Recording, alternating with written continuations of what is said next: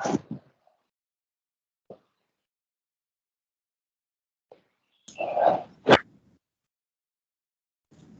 we'll start the class. So in the previous class of earthquake resistance structure subject, I have discussed about the structural configuration and the plan irregularities of a building. Today's class will discuss the next coming topics, that is vertical irregularities, soft storage, and design for soft storage, etc. Please mute the audio. Please mute the audio.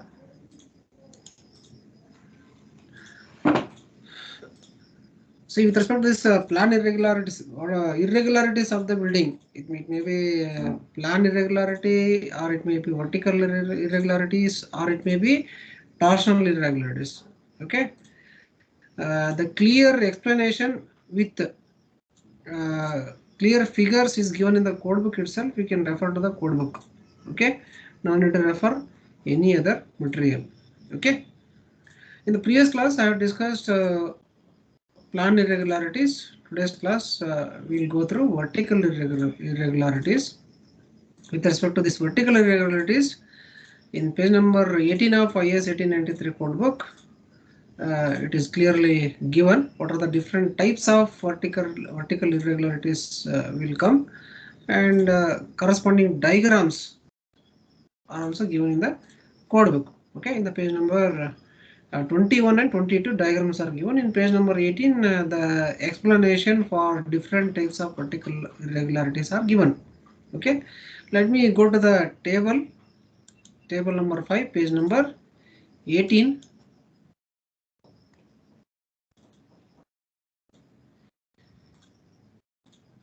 Yes, screen is visible, right?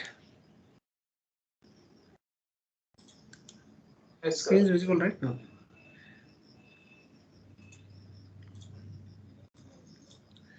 So plan irregularities I have already discussed in the previous class.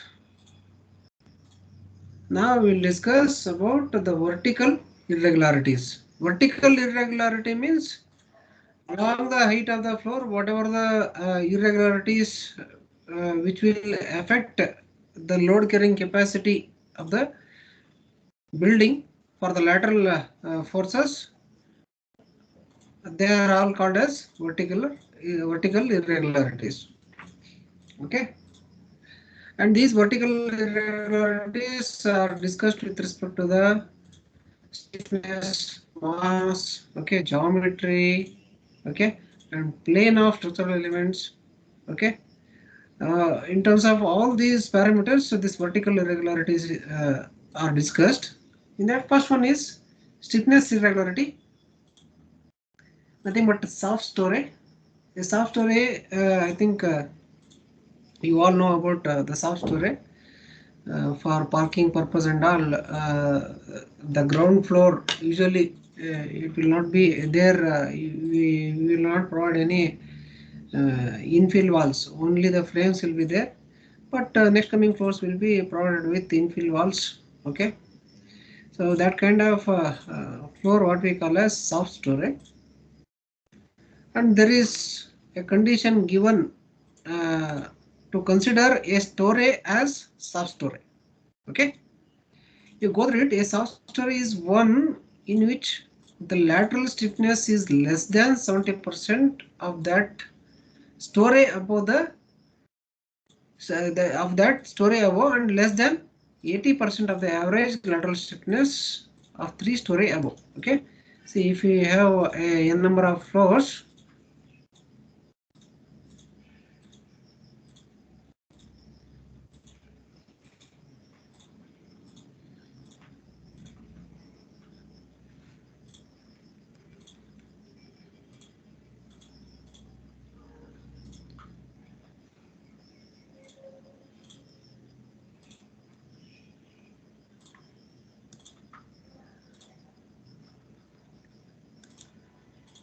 okay.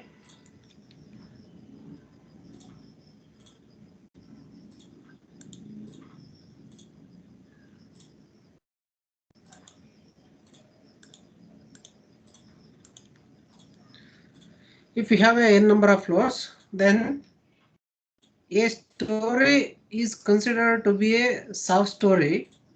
Okay, sub-story when the lateral stiffness of that story, okay, story I, okay, let us take ith story, lateral stiffness of that particular story is less than 70% of lateral stiffness of story plus 1. Okay, means lateral stiffness of this top above the upper floor or neighbor floor. Okay, it is considered, it is assumed as soft story when its lateral stiffness K is less than 70% of the lateral stiffness of the upper floor or the neighbor floor. Okay, and it is considered as soft story for one more condition when the average stiffness of the top three stories above the eighth story, okay, the average stiffness, okay, average, okay, Ki average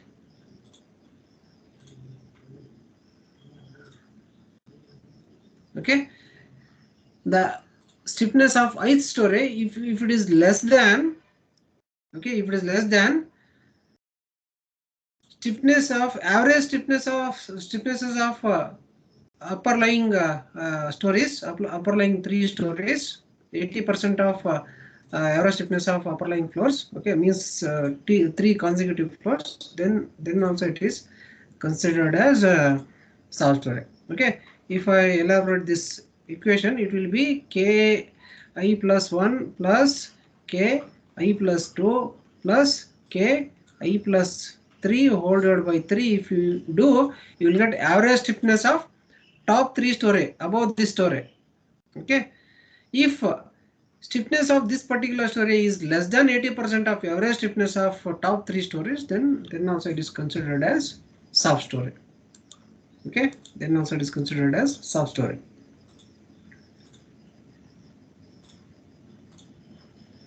The same thing is written.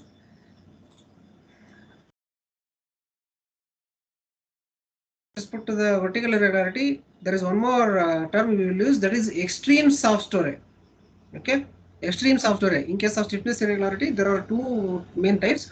One is soft story, another one is extreme soft story. In case of extreme soft story, only the percentage whatever we have mentioned, no, these percentages will vary. The 70 becomes 60, 80% becomes 70. Okay, the condition is same, but the percentage will vary for extreme soft story. Okay, the percentage will vary for extreme soft story. Okay,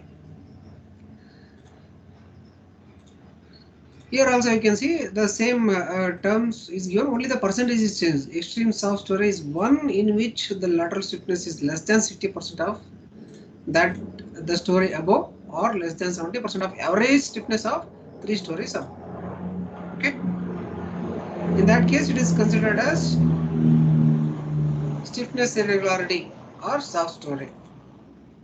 Okay, for this the figures are given.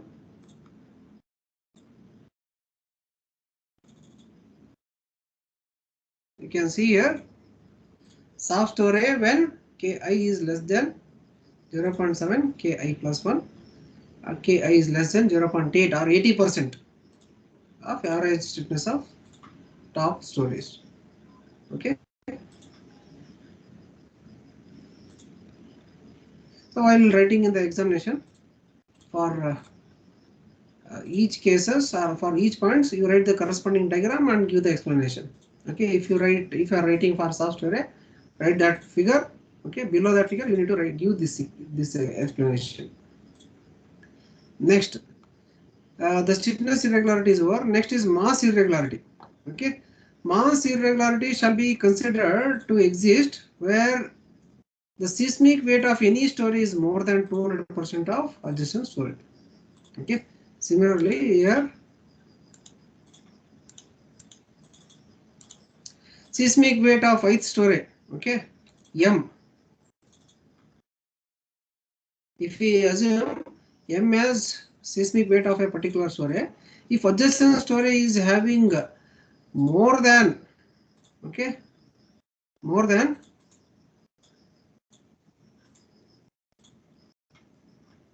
200% of this mass, means two times this mass. Okay, if this weight of or mass of equivalent mass of this next story or neighboring story is greater than two times the mass of the considered story, then it is called as mass irregularity. Here also same thing. M, this is Mi plus 1, Mi plus 1, this is Mi minus 1. Greater than 2m, then it is assumed to be assumed to have the vertical irregularity or the mass irregularity. Okay. If you are having a mass m at one floor, if you take mass of the upper lying floor or the lower floor, if those masses exceeds two times the mass of the story considered, then it will have the mass irregularity. Okay. I think the relative figures are given below.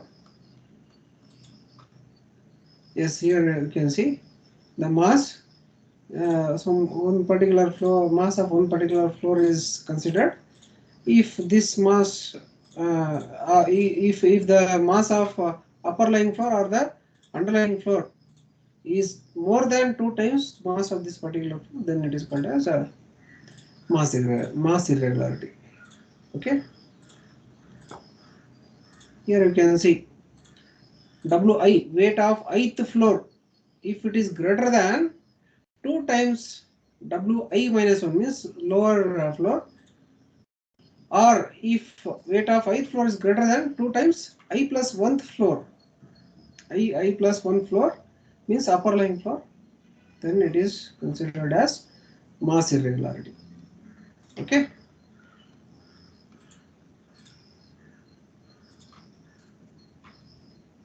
Then coming to, now we have studied vertical irregularity with respect to the stiffness and mass. Next comes to the geometry. Okay, with respect to geometry, how we have to consider the vertical irregularity. Let us see that vertical geometric irregularity shall be considered to exist where the horizontal dimension of the lateral force resisting system in any story is more than 150% of that in adjacent story. Okay. For example, if I write a elevation of a building,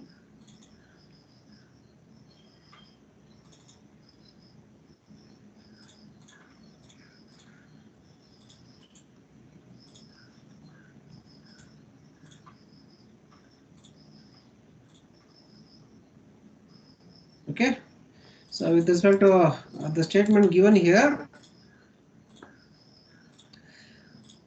vertical geometric irregularity shall be considered to exist when the horizontal dimension of the lateral force system in any story is more than 150% of that in adjacent story. So here we have one story, two story. This is a two story building. Okay. If you take L as length of this story and L1 as length of the top story, L2 as length of bottom story, if this L2 dimension is there no? If L2 dimension is greater than 1.5 times of L1, then it is assumed to have the geometric irregularity. Okay, then it is assumed to have geometric irregularity. For that also figure is given for geometric irregularity. Here you can see L1, L2. Okay, if L2 is greater than 150% of L1 or 1.5 times of L1, then it is considered as geometric irregularity. Okay.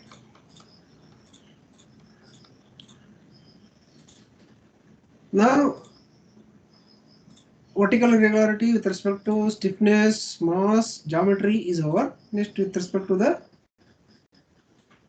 plane of the structural elements. Okay. Then with respect to the plane of the structural elements, the vertical irregularity is defined. You just go through it. A in plane offset of the lateral force resisting elements greater than length. If you refer to the figure, then you will be able to understand in a clear way. You can see here. Okay. Here, one particular structural element is considered.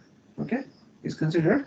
On one floor, this gap is B. Okay, there is a in lower floor there is a gap of B is given, and next floor it immediately it has started without any gap. Okay, therefore, like this, if any in plane discontinuity occurs, then also it is considered as vertical irregularity. Okay, you can see a gap here. Okay, you can see a gap here. This kind of gap should not be there.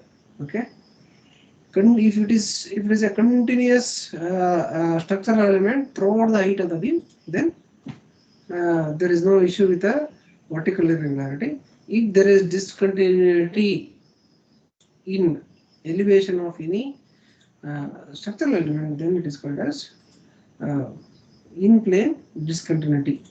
Okay, or in plane vertical irregularity. Okay.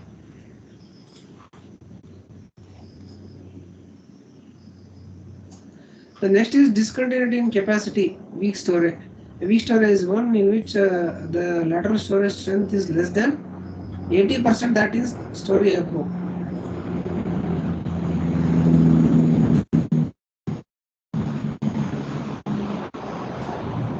Okay.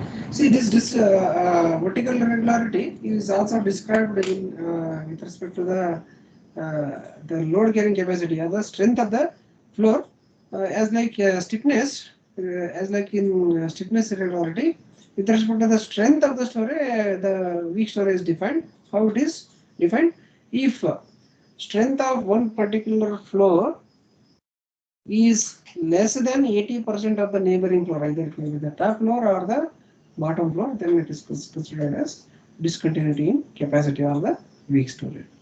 Okay, so this is how the vertical irregularities are defined with respect to the stiffness, mass, geometry, okay, and plane of the structural elements and strength of the floor.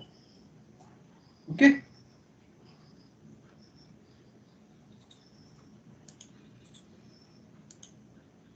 So to this, if you have got any doubts, you can ask.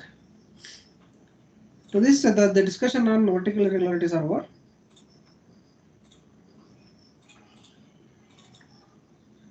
If you need any clarification, you can ask before going to the next topic. Okay. The next is soft story and design provision for soft story. Soft story, little bit I have already discussed while discussing in vertical irregularities. Okay, and there is some design provision for buildings with soft story that we'll see now. Okay. With respect to soft story and design provision for soft story, it is given in codebook itself. Okay, I have identified where all this information on soft story will come, and clearly I have written with respect to the class number and with respect to the page number. I have written, just you need to remember all these page numbers and the class numbers. Okay, you can write with respect to this part. Okay, soft story and design provision for soft story. First we will see page number 10 of class number 4.2. Okay, page number 10.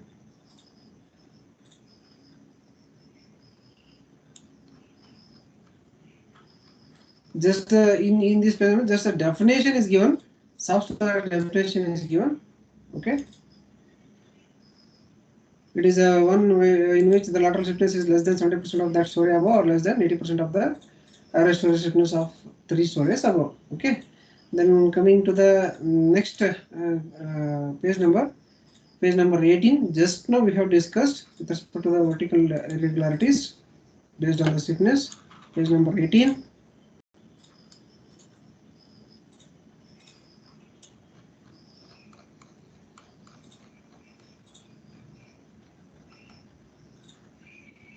Okay, here we have discussed, we have to write these things also. Okay, the same definition is written here. Whatever the page number was there in page number, whatever the definition was there in page number 10, the same definition is written. No need to refer page number 10, just you refer page number 18. Okay, here in page number 18, he has defined what is the meaning of soft story or the extreme soft story. So in the next page number 27, he has given the guideline. Okay, he has given the guideline or the design provision for soft story building. Okay, how to take the soft story of a building for design purpose. That guideline is given in page number 27. Let us go to page number 27 now.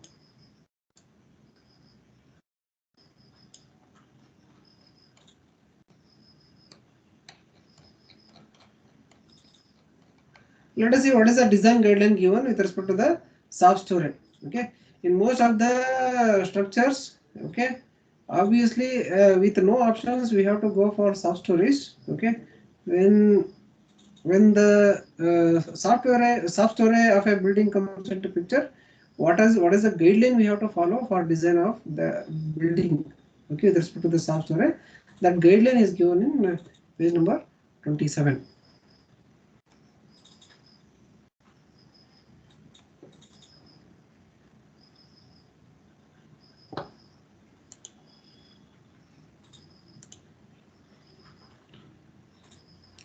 Class number 7.10. Here you can see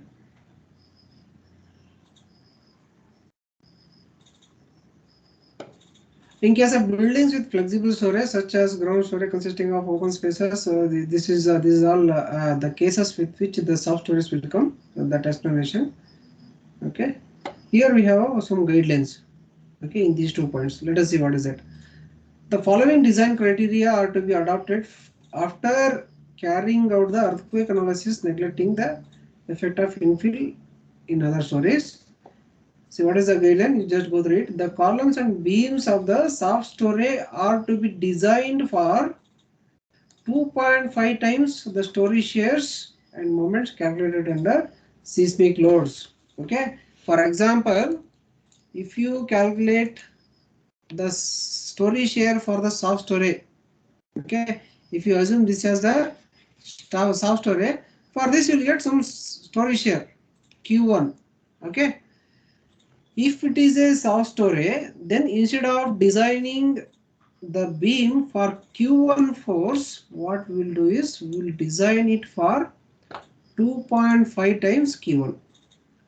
Okay, we will design it for 2.5 times Q1. Okay, if it is a soft story, 2.5 times the story shear and moments calculated under seismic loads.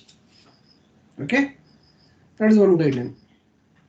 Next, besides the column designed and detailed for the calculated story shears and moments, shear walls placed symmetrically in both directions of the building as far away from the center of the building as feasible.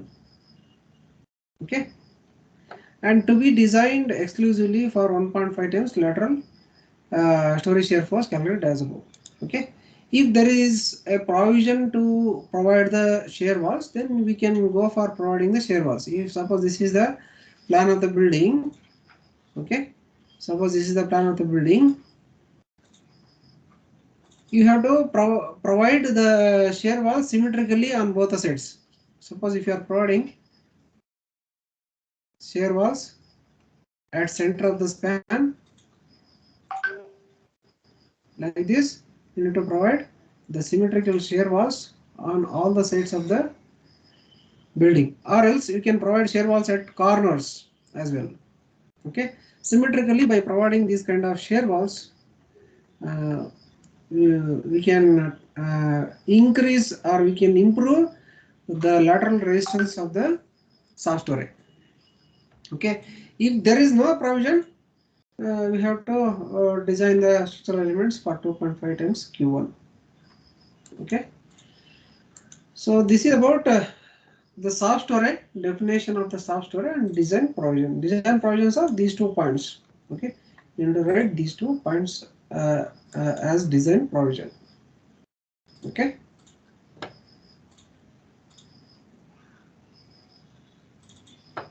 Understanding, students? Understanding? Please, anyone reply? Yes, sir. Okay. Now coming to the torsion and design provision for torsion. Similarly, for software, as like in software, here there is a design provision for given design provision given for torsion. Okay, that is also there in the code book. In table number 4 and page number 18, with respect to the torsion, it is given. What is the meaning of torsion? He has given. This I have already explained. Okay, while discussing the plan irregularities. Torsion irregularity is one of the side line which comes under plan irregularities, right? There are already discussed, and design guideline I will discuss. It is given in page number 26. Okay, let us first go to page number 18, table number 4.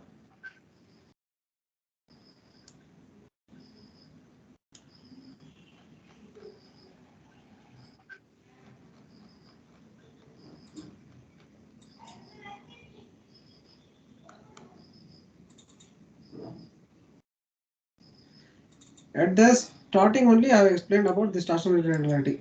Okay, the torsion irregularity is considered when floor diaphragms are rigid in their own plan in relation to the vertical structural elements that resist the lateral forces. See, for example, the stiffness of the slab is higher than the stiffness of the floor, then that difference in stiffness, okay, we may lead to the torsion of the building or torsional buckling of the building. A torsional irregularity to be considered to exist when the maximum story drift computed with design eccentricity at one end of the structure transverse to an axis is more than 1.2 times the average of the story drifts at the other 2 ends of the structure. Let me go to the figure so that you can understand in a better way. See, here there is a example for torsional irregularity. Due to the torsion which is induced into the structure, there is, you can observe there is some deflections at both the edges of the building. Okay, at both the corners of the building. At corner 1, delta 1 is the deflection. At corner 2, delta 2 is the deflection. Okay, at corner 1, delta 1 is the deflection, and at corner 2, delta 2 is the deflection. If you calculate average of both the deflections at both the corners, that is delta 1 plus delta 2 divided by 2, okay, you will get some value delta 3. Okay, if average of both the deflections caused at both the corners is greater than 1.2 times the deflection at one particular corner, delta 1, then it is assumed to have torsional irregularity.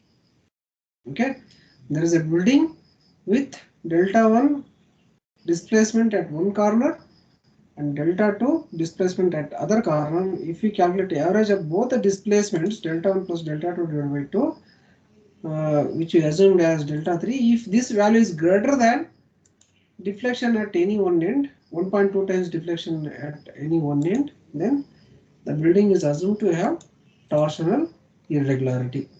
Okay, so this is with respect to the definition of torsional irregularity.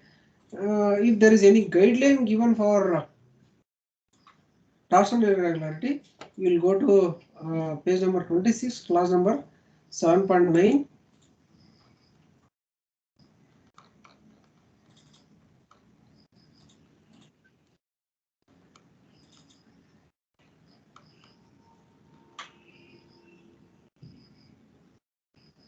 As here it is given.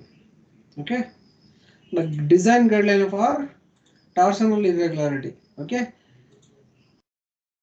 for designing a structure with respect to the torsional irregularity, we have to consider design eccentricity, that is EDI. Okay, EDI, which is given as 1.5 times ESI plus 0.05 BI, then ESI minus 0.05 EI, whichever gives the severe effect in the shear of any frame where any frame, okay, where the explanation for each and the terms are given in below. We have to, what you have to do is to design a structure for torsional irregularity. You need to calculate the design eccentricity. Okay, that design eccentricity should be calculated in two ways. That is 1.5 ESI plus 0.05 E0.05 BI. After these two calculations, whichever the maximum value we will get, no, for that maximum value of value we will consider as design eccentricity. Okay, where ESI is the static eccentricity of the floor defined as a distance between center of mass to the center of rigidity. Okay, center of mass and center of rigidity that I have already discussed in the previous model number 2. Correct? Even we have solved problems to find the center of rigidity, center of stiffness, center of mass. We have solved 2 examples as well. You all are aware of that one. Here ESI, this is not the EDI, okay, this is not the EDI, there is some mistake. This is ESI, where ESI is nothing but it is static eccentricity, okay, which is the distance between the center of mass to that of center of rigidity, okay, that is called as ESI. That 1.5 times ESI plus BI. BI is the floor plan dimension of floor I perpendicular to the direction of force. For example, if the direction of force is like this, the story shear is like this QI, then the perpendicular dimension of floor, okay,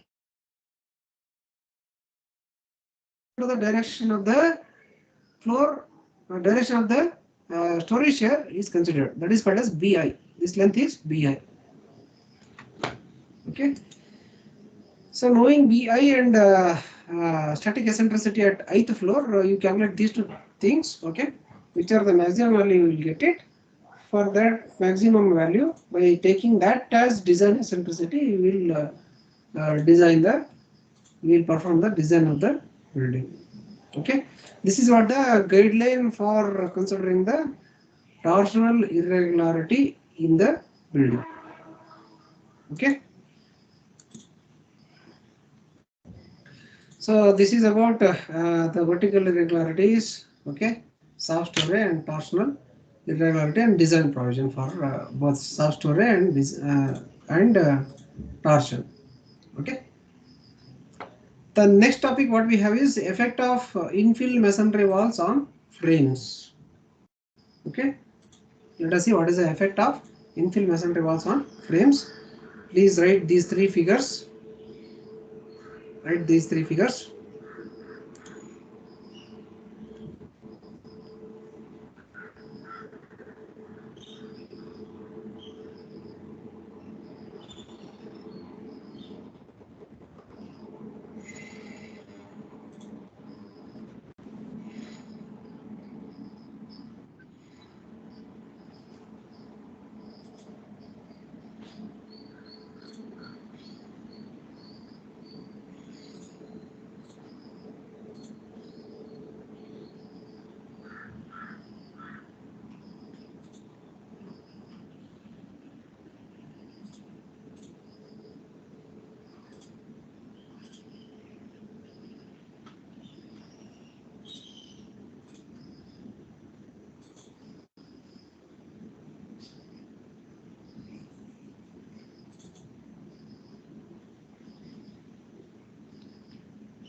So I am stressing again and again, EQRS subject, the figures are very important. Okay, if you are able to write neat figures, then there is no problem in writing the explanation, and you will be allotted with maximum number of marks. Okay, therefore, before while preparing for your examination or internal whatever, you must practice all the figures twice, thrice. Okay, and a number of times you need to practice the figures.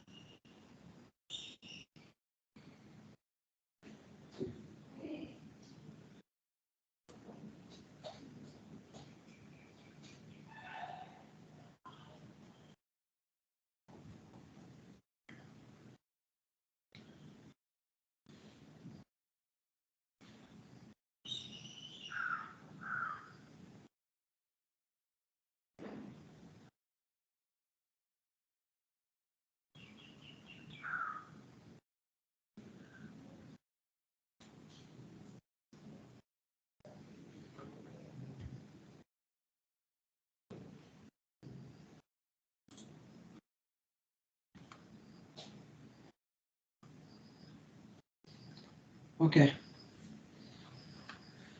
So the next coming topics are all related to the study of masonry in related to the earthquake.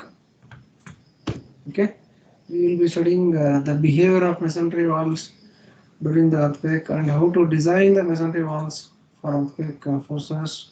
Okay, and in that the first topic is effect of infill masonry walls on frames. Okay, these masonry walls play a vital role during the earthquake event. Okay, in handling the earthquake forces. Okay, the masonry walls, they are not fully advantageous for earthquake resistance. There is some disadvantages as well that we'll see. Okay, if a building is provided with infill masonry walls, there are some advantages and there are some disadvantages that we'll see. Okay, and doing the design of a building, okay, while doing design of a building, what we'll do usually, we'll take into consideration of all the dead weight of the masonry onto the frame and we'll design the building. Okay, while performing the design, we will consider the dead weight of all the walls. Okay, all the walls and dead weight will be the dead weight of all the walls will be transferred to the beams, then from beams to the columns and columns to the foundation. These dead weights will be considered for the design of structural elements. But the contribution of strength and stiffness of these walls to the frames is not considered. Okay. While performing the design, the self weight of the walls onto the beams is considered, but the contribution of wall towards strength and stiffness of the frame is not considered. Why? Because even if you consider, there will be a marginal difference between strength and stiffness and wall. Okay, that is why strength and stiffness contribution of the walls are not considered. Okay, see a behavior of a frame with infill wall during an earthquake. Okay, behavior of a frame with infill wall during the earthquake or whenever the lateral force acts onto it. Okay, if the frame is provided with infill walls, you can see a single frame. Okay, single frame which is provided with infill walls on here a single storage, a single room is taken. Okay, which is provided with infill walls on all the sides. Okay, and there is a lateral force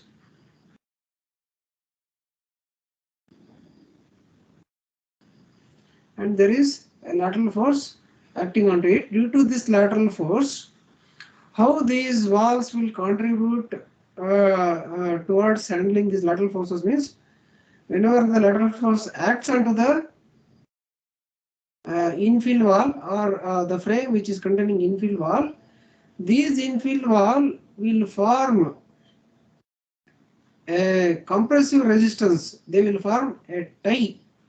Okay, they will act as a tie beam between these two corners and strut between these two corners. Means you can see on one side, on one diagonal, okay, the tension will be developed.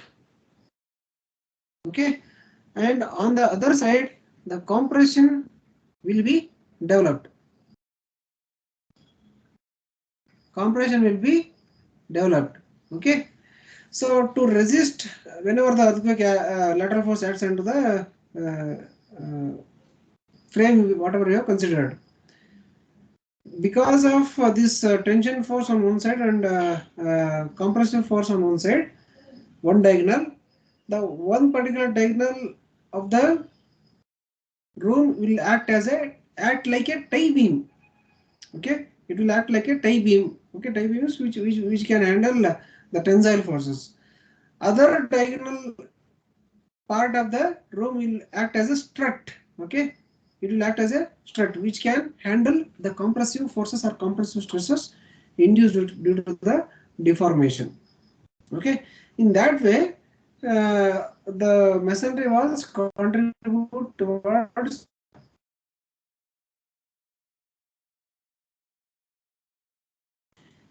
so this is one of the point with respect to the behavior of masonry during the earthquake. Next, coming to the next point. The contribution of masonry infill, MI stands for masonry infill. Okay, MI stands for masonry infill. The contribution of masonry infill increases the stiffness. Okay. See, when you provide the masonry infill into the frame, definitely the stiffness will increase. Okay, the stiffness will increase. If the stiffness increases, what about the natural frequency? Increases or decreases? If stiffness increases, okay, see if you provide the masonry infill, for the frame, the stiffness of the infill will be there, okay, which will be add on to the stiffness of the frame. Therefore, the overall stiffness will increases. If the stiffness increases, what about the natural frequency? Natural frequency will increase because they both are directly proportional. If natural frequency increases, what about the time period? Time period will decreases. Correct? Because the natural frequency and time period are inversely proportional to each other. Therefore, when the stiffness increases, natural frequency increases. When the natural frequency increases, it will in turn reduce the time period of the building. See, when time period decreases, okay, then it will lead to more acceleration. Okay, that the acceleration of the building will increases, which will in turn cause higher seismic forces in the building. This is one of the disadvantages of masonry infill. Okay, when you provide masonry infill, it will increase the stiffness of the overall frame. Stiffness increases, then natural frequency increases. When natural frequency increases, it will result in reduced time period. When the time period reduced time period means what? With a short period of time only, the structure will oscillate fastly. Okay, the oscillation of the structure will be faster. When the oscillation is faster, okay, because time period is very less. Time taken to cover one complete cycle is very less. When the time taken to complete one full cycle is less, then the speed of the oscillation of the building will be higher. When the speed increases, acceleration increases. When the acceleration increases, the resultant story shear which acts on story will increases. Okay, this is one of the disadvantage of masonry infill. Okay, I hope you understood. Therefore, it is recommended to isolate masonry infill from the RC frame so that they can be treated as non-structural components. That is why, while performing the design, these masonry infill walls are considered as non-structural elements. Just the sulfate of the masonry infill is considered. Okay. And one more disadvantage with respect to this masonry infill is, see, when you provide the masonry infill, this is a regular structure, no problem. Okay, there is a whatever the we have considered a single room, it is a regular structure, no problem with respect to the eccentricity.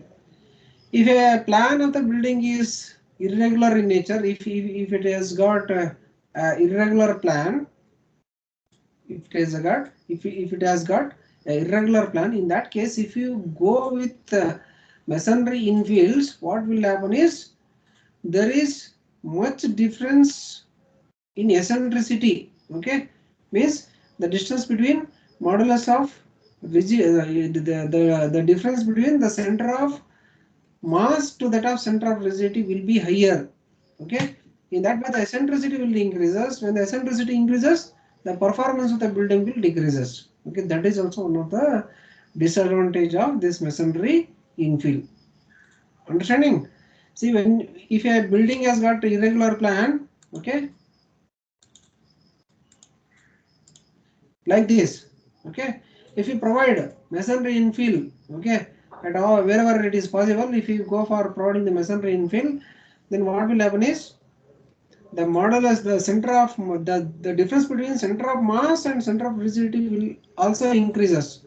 Means eccentricity will increase. When the eccentricity increases, the torsional forces will induced will be more. Okay, and the building will fail suddenly.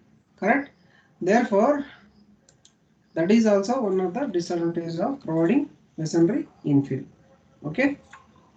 The same thing are mentioned here. The shortening of the time period increases the response acceleration and enhances seismic forces. Okay, I already explained how this shortening of the time period will take place. Then one more disadvantage is brittle behavior of the masonry decreases energy dissipation and damping by the structure. This masonry, it is not reinforced actually. It can handle large number of compressive forces.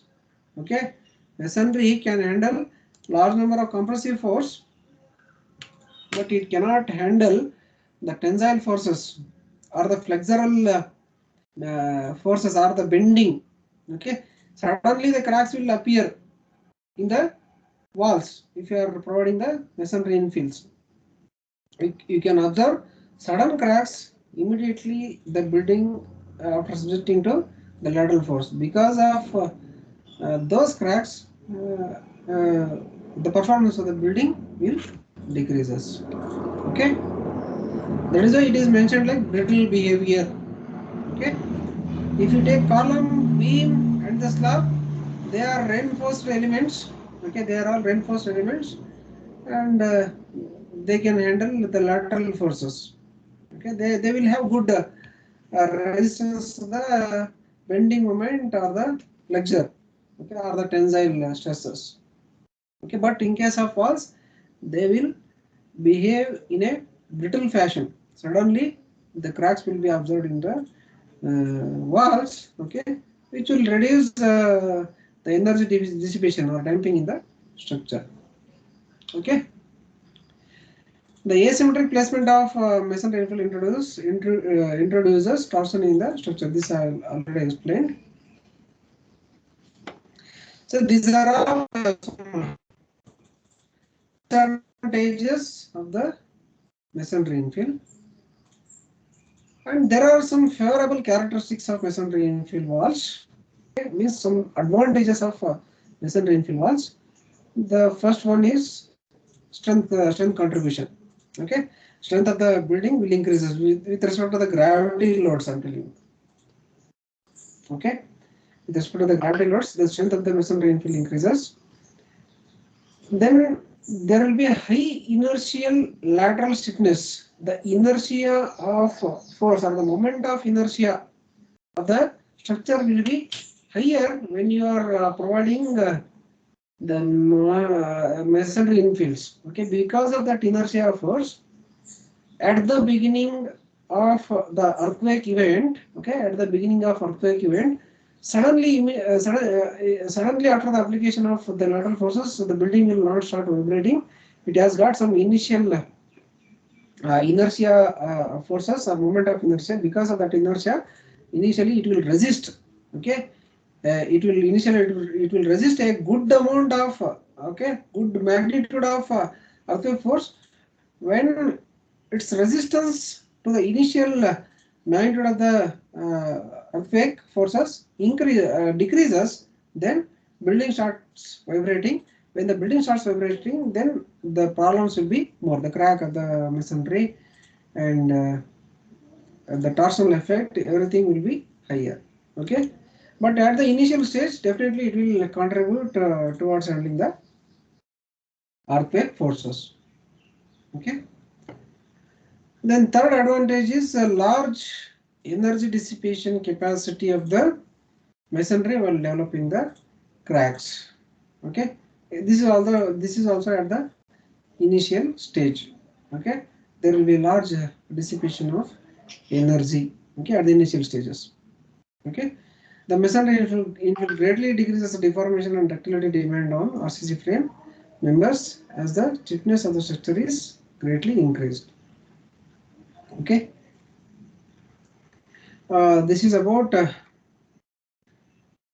effect of masonry infill walls on frames. Okay.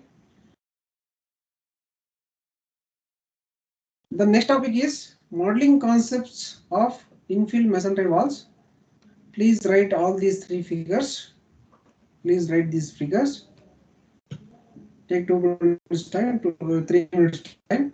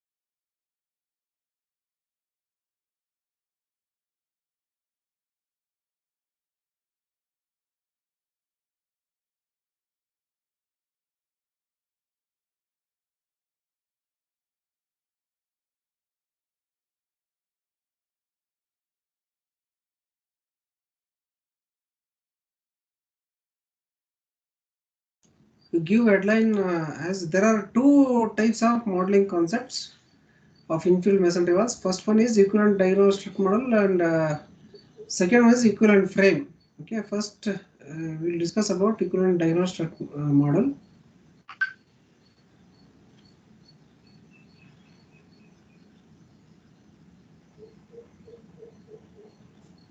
It is a very simple technique.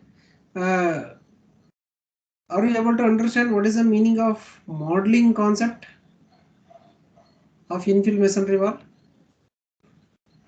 The modeling concept of infill masonry walls is here. Just by taking the wall properties as it is, what we'll do is we will form an equivalent model for the purpose of earthquake analysis. Okay, whatever the behavior of the walls is there, no, or the contribution of the walls is there, no, for that we will prepare a equivalent model. Okay, that equivalent model, either it may be in terms of diagonal struts or equivalent frame. Okay, either it may be in terms of diagonal struts or equivalent frame. Okay, the infill masonry walls, the building with infill masonry walls, it is not analyzed as it is. Okay, we will generate an equivalent model. Okay, equivalent model for that building with masonry walls. Okay, that equivalent model, it may be with respect to the equivalent diagonal strut model, or it may be with respect to the equivalent frame. Okay, that is the meaning of modeling concept. Okay, in that first thing what we have is equivalent diagonal strut model. Okay, equivalent diagonal strut model. Okay, assume that a building is provided with some particular wall, infill masonry wall, having some certain height and having some length and having some thickness. Okay. Now, with respect to this equivalent diagonal strut model, how it is modeled in terms of diagonal strut, let us see. For that, there is a formula. Okay, so whatever the wall which we have provided, no, of certain length, height, and the thickness, that will be converted into an equivalent strut. Okay, in the figure it is mentioned. You can see it is converted into an equivalent strut. Okay, having a width of WEF, W effective. Okay, and formula for this WEF is written below, which is given by 0.175 lambda h raised to minus 0.4 into h square plus l square raised to 1 by 2, where lambda is the constant, h is height of the wall, okay, or height of the frame, and length, l is the length of the wall, and lambda is the constant which is calculated using this formula, EIT sine 2 theta into 4 EFIC into HI. Okay, where EI is modulus of elasticity of infill. Okay, modulus of elasticity of infill means modulus of elasticity of the wall, infill wall. Okay, masonry. Okay, and T is the thickness of infill. Okay, T is the thickness of infill, and theta is the angle of diagonal strut, this angle. Okay, angle of diagonal strut. Okay, knowing all these things, we will calculate lambda, and using this lambda we will calculate the equivalent strut having a specified width mentioned by this formula. Okay, as applicable to this formula WEF. Okay, now what we have done is a masonry infill is converted into an equivalent strut. Okay, an equivalent strut which is provided along the diagonal having WEF. Okay, having some specific width which is calculated by this formula. That WEF mainly depends on properties of the wall. Okay, properties of the wall like modulus of elasticity, length, thickness. Okay, and angle of this diagonal. Okay, depending upon all those parameters, we will calculate WEF, and by assuming that wall as a equivalent strut, we will perform the earthquake analysis. Okay, so this is about equivalent diagonal strut model. Okay, very simple thing. Okay, the wall is converted into a equivalent strut which is provided along the diagonal having width as specified by this formula. Okay, you need to remember these two formulae. Okay, it is not given in the code book. This is one way of modeling masonry wall. Okay, in terms of equivalent diagonal strut. There is one more way. A building with infill wall is assumed with a equivalent frame. Okay, assumed with a equivalent frame. Okay, let us see how that equivalent frame is assumed. Equivalent frame model. So see, this figure is somewhat confusing. Okay, this figure is somewhat confusing. That is why I have pasted. I have written one more figure here. Kindly ignore this figure. Because this is somewhat confusing. This is a very clear representation of modeling of masonry walls in terms of equivalent frame model. You can write these two figures. Okay, and these three figures are optional. If you want, if you write, it will be better. Otherwise, no issue. Okay, it will be okay. Okay, please note this these two figures quickly.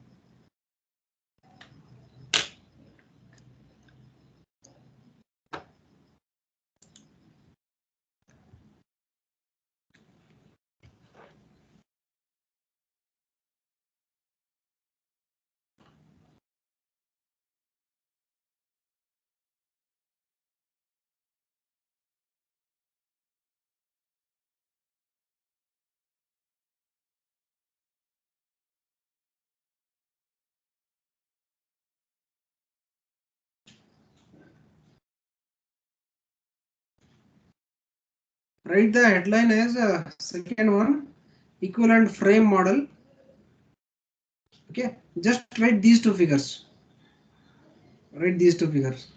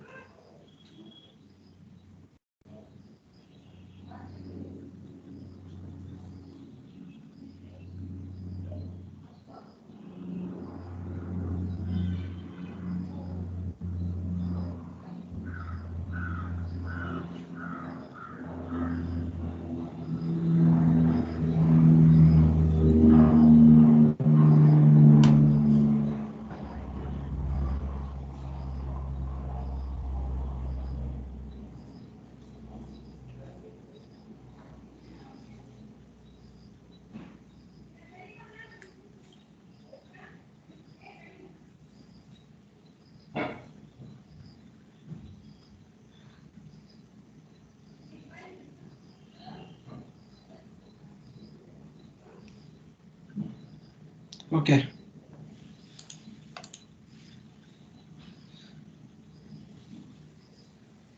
So similar to the equivalent strut model, here instead of converting a masonry infill wall into a equivalent strut, what will be done is that masonry infill structure is converted into a equivalent frame.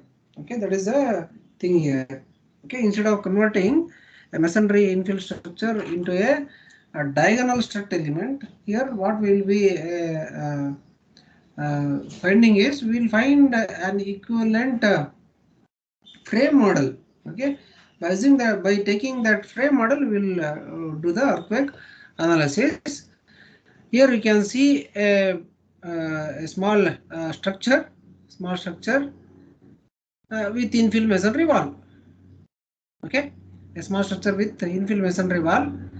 This infill masonry wall is subdivided into a number of components. Here you can see. Okay.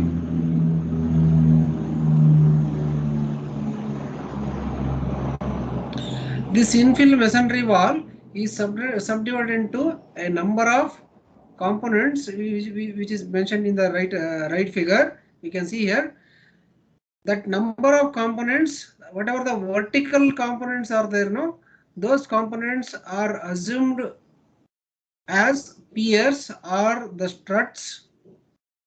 Okay, and horizontal components. Okay, horizontal components are assumed as the deep beams or the spandrels.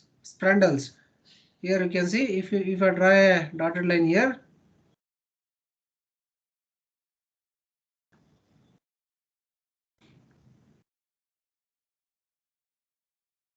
you can see, if you divide like this, you can see this portion is assumed as pier. Okay, pier, and this portion is assumed as the deep beam or the spandrel element. Okay, spandrel element. So whatever the infill wall which is there in this structure is assumed as number of components having a number of piers and the number of spandrel elements. Okay, number of spandrel elements. In this way, by assuming a wall into spandrel elements are the deep beams as deep beams and the piers or the columns, the analysis will be performed. Here in the figure below, you can see a single pier, the loading on single pier. Okay, so after dividing this wall into a number of components, one particular component, that is a pier, is taken, and the diagram, the second diagram, which will represent, is representing the force displacement diagram. Okay, the variation of displacement with respect to the increase in the force, and third diagram representing the stress distribution. Okay, stress distribution. Okay, that is shear stress distribution in the element. Okay, so this is how we convert a masonry infill structure into an equivalent frame. Equivalent frame is, it is a combination of beam and the column. Okay, this masonry infill wall will be converted, will be idealized as the columns and the beams, and the analysis will be performed. Okay, so this is about modeling concepts of infill masonry walls. This is very important for the point of your examination, external examination. Okay, so many times this has been asked. If it is asked, you need to explain both the methods, equivalent diagnostics and equivalent frame. Very simple thing. You need to remember this formula. Okay, other than that, it is very simple to explain, and you need to write neat diagrams. Okay. The next is slenderness concept of masonry walls. Write the figures. Write the figures.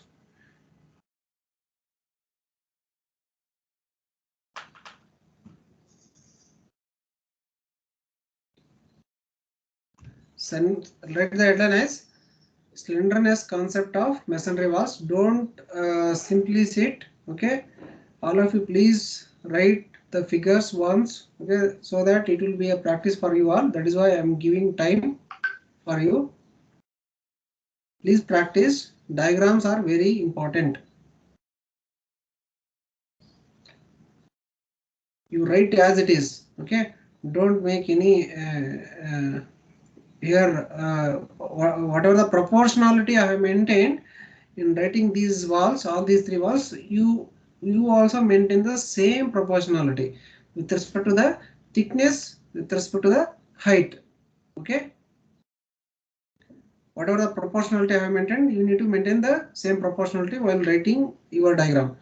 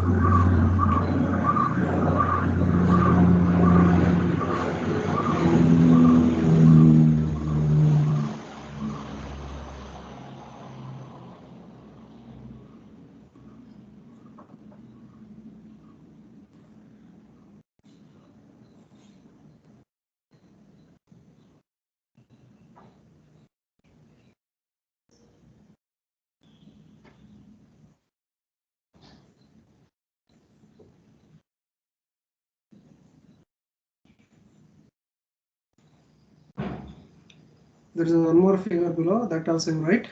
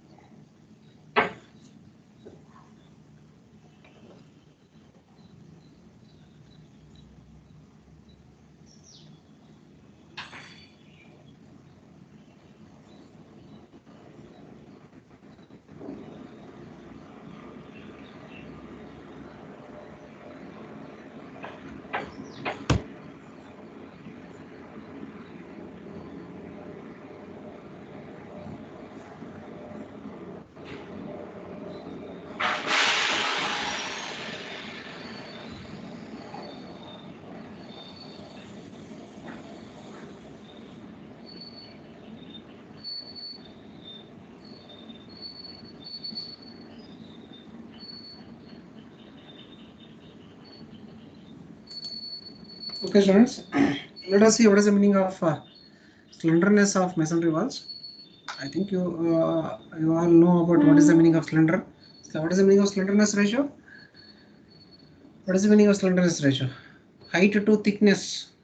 Okay, height of the wall. The ratio of height of the wall to that of thickness is considered as slenderness ratio, and even the length to thickness ratio is also considered as the slenderness ratio. Okay, for better performance of a masonry wall during the earthquake, these ratios should be maintained within the limit. Okay, these slenderness ratios should be maintained within the limit. Either it may be slenderness ratio with respect to the height of the wall, or it may be slenderness ratio with respect to the length of the wall. It may be a H by T ratio, or it may be L by T ratio. If both these slenderness ratios are maintained within the limit, then only the wall, then only there will be a improved performance of the wall during the earthquake. Okay, here you can see an example, that is figure A. Figure A. If you compare the height of the building, as the height of the wall H1 to that of figure B wall, that is H2, which height is more? The height of wall 1, that is figure A, is more. Okay, but when you take thickness of the wall, thickness is same. You can just judge by referring to the figure. Thickness is same. Okay, though both the walls are having the same thickness. Okay, though the both walls are having same thickness, but variation in the height will change the slenderness ratio of the wall. Okay, means H1 by T value will be greater than H2 by T value. Okay, means slenderness ratio of wall 1, that is slenderness ratio of figure A, is greater when you compare slenderness ratio of the figure B, even though the thicknesses are same. Okay, then when you compare figure B and figure C, the heights are same. Whatever the height of the figure B is there, no, it has got same height only, H2 only. But thickness of the wall, when you compare thickness of the wall 3 or thickness of figure C is different. It is somewhat lesser than actual thickness T. Okay, let us take this as T3. In this case, the T3. Okay, the thickness of the wall is less than thickness of the second wall. Okay.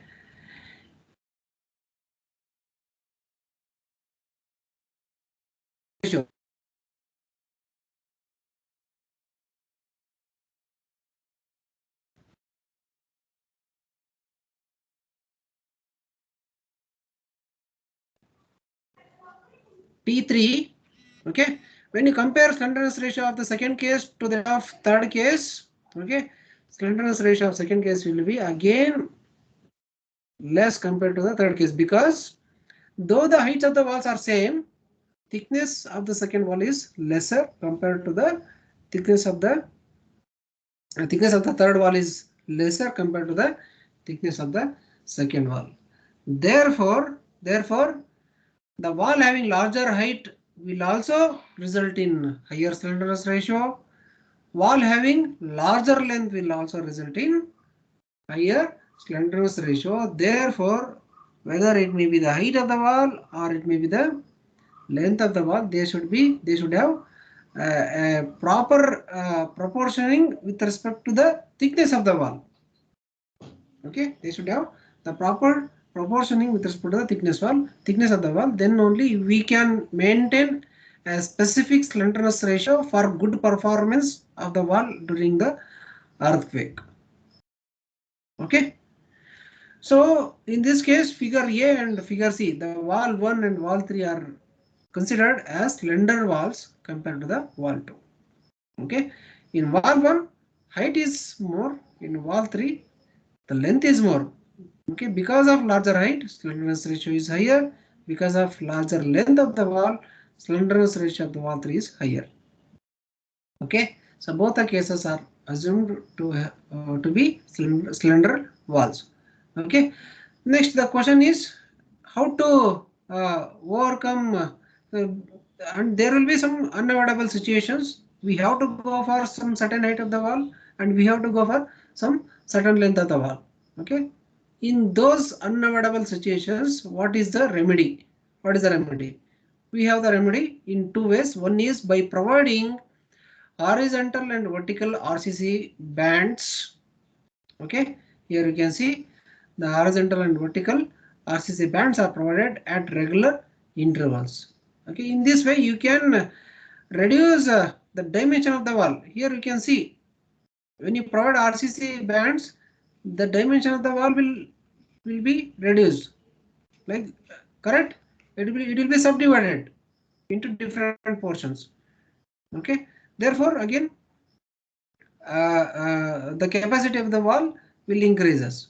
That is the one method of improving lateral resistance of the wall. One more method is to provide the buttresses at regular intervals, the steel elements. Okay, by providing buttresses at regular intervals, you can improve the performance of the wall. Okay, you can improve performance of a slender wall. Okay, these two are the remedies. Okay, I hope you got an idea about what is the slenderness ratio of a wall and what is the remedy. Okay, next coming to the failure of masonry walls during the earthquake, there are different types of failures which we can see. We can see different types of failure of masonry structures depending upon the end conditions, depending upon the as we just now discussed slenderness ratio. Okay, and depending upon the strength of the wall, we can see different failure patterns. Please write the figure. Please write the figure.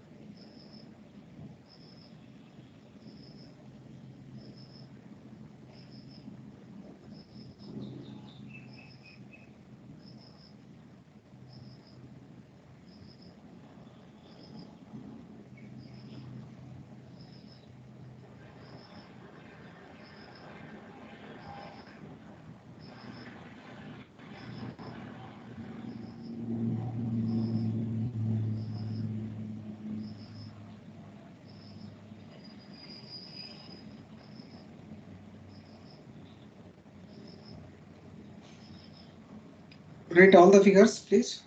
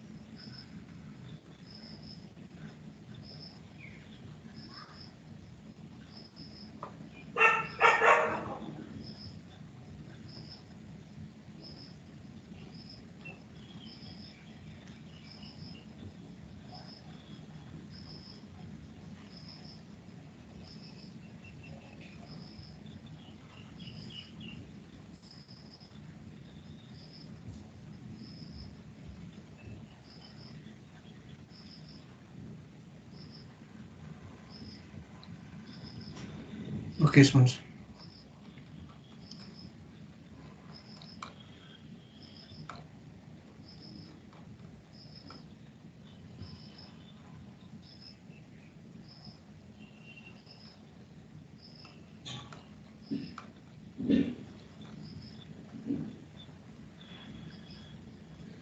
So let us see what are the different failure patterns which we come across during the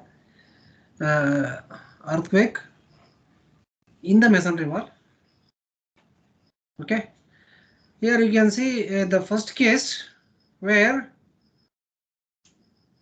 the ratio of length to height ratio, okay, where the ratio of, if you take L as length of the wall and H as height of the wall, okay, you can see just by looking into the figure, you can see, you can observe that the length of the ratio of length to height ratio is less. Okay, in this case what happens is the masonry will undergo failure by developing horizontal cracks at the base of the wall itself. Okay, because it will have more moment. Okay, because its height is very its height is more compared to the width. Okay, because of more moment concentration at the base of the building, at the fixity of the building, you can see a horizontal crack developed at the base of the building. This is how the failure takes place when the length to height ratio is smaller. Okay, instead of being a smaller length, if it has got a larger length, when you calculate the ratio of length to height, then it will be higher compared to the previous case. In this case, the type of failure will be a diagonal crack developed in the wall, a diagonal crack developed in the wall. By developing a diagonal crack, the failure of the wall will take place. Okay. In this case, the large amount of lateral force will be handled by the wall. Okay, large amount of lateral force. This is the actual failure pattern or actual expected failure pattern of the wall. Okay, expected failure pattern is this only. It should undergo with diagonal failure, diagonal cracks. Okay. Therefore, the proper length to height ratio should be maintained with proper thickness of the wall. Okay. Then coming to the joints between the walls and the diaphragm members like slab or beam or the column. Okay. If proper fixity is not given between the wall and this diaphragm, okay, the edge of the slab or beam and the column junction, then what will be the type of failure? If an lateral force acts onto the structure, means suddenly because of improper connection between the joints, wall itself will undergo failure directly. Okay, directly wall will undergo failure like this, as shown in the figure. If proper fixity is given at the corners as well as between the diaphragm and the wall, between the slab edge and the wall, then a combined action of the structure will take place, which will result in efficient handling of the earthquake forces. Okay, the combined action of the structure will take place. Okay, means whatever the forces which are acting onto the wall, no, what are the forces which are acting on the onto the wall, they will be redistributed to the slab element, okay, and beam element, and at the corner column element.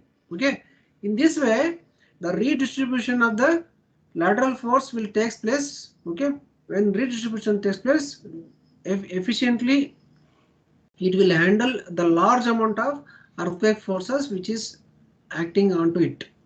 Okay, therefore the connection at the joint is very important thing, very important step.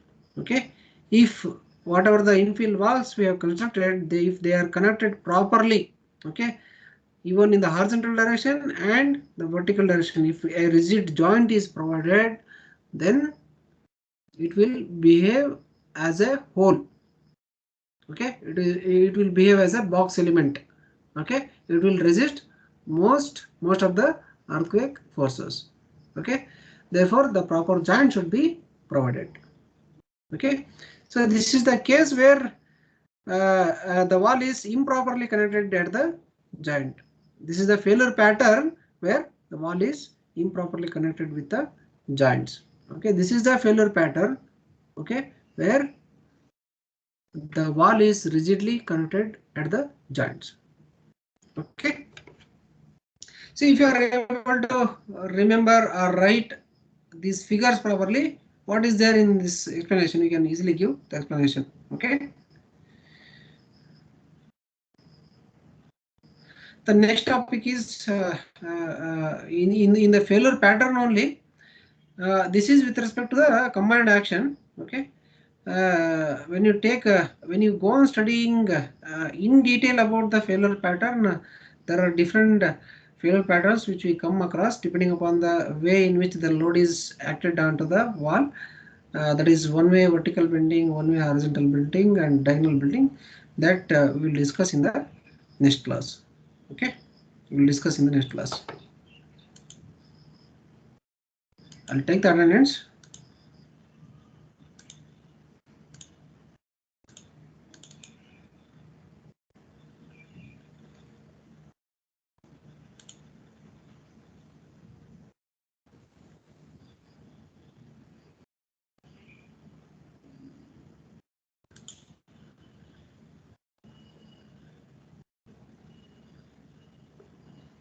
Abu Bakr Siddiq, Anjaneya, Chinmaya,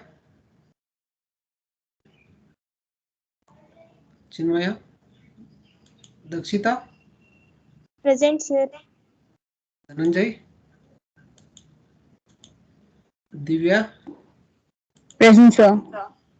Madan, Present, sir. Muhammad Altaf, Nausha, Anjan, Rakesh, Ranjita, Shakti Prasad, Present, sir. Kumar, Uday Kumar,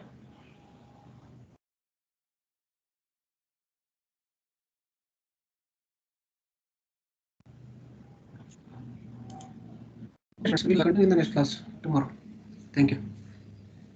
Thank you, sir. Thank you, sir.